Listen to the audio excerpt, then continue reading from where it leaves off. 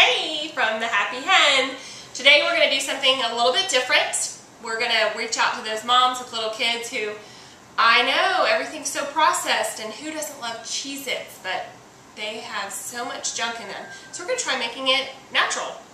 1.5 cups of cheddar cheese, which it's 6 ounces and the bag is 8 ounces. I used a thing to measure my ounces just so it'd be exact, and I threw some on the counter just for fun. 3/4 of a cup of flour. It calls for white wheat, which is actually not really that great of flour. It's still white flour.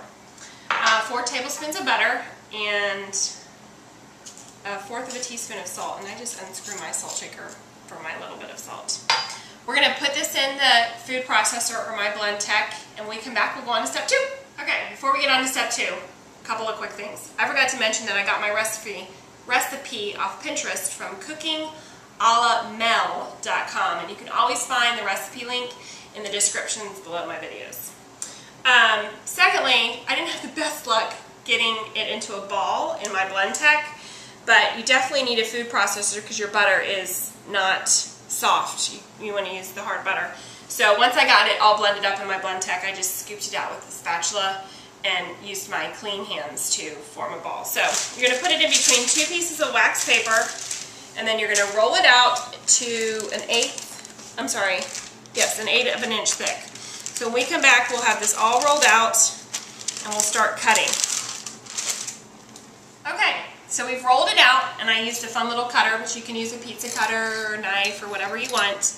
And my dough it's very much like a sugar cookie type dough. It's gotten a little bit warm, and so it's a little bit more delicate to take off and put on.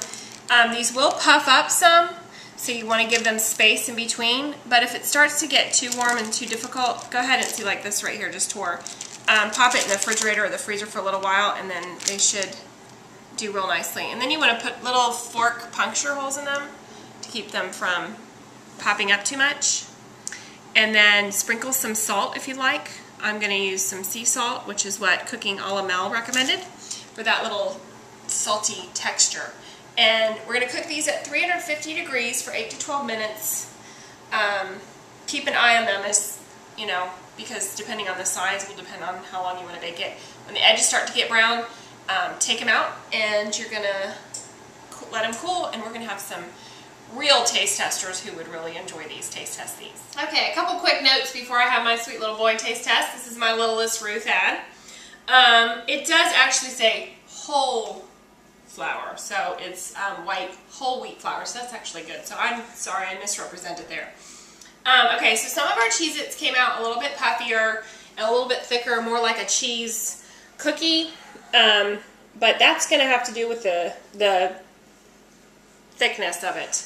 So the thinner they are, the more they're going to taste like Cheez Its. So we're going to both try one. Here's yours. And we're going to see whether or not they taste like Cheez Its, okay? Oh, we got a thumbs up already. So would you like these for a snack? Good, okay. Well, thanks again to Cooking a la Mel. We'll see you next time. Say bye-bye.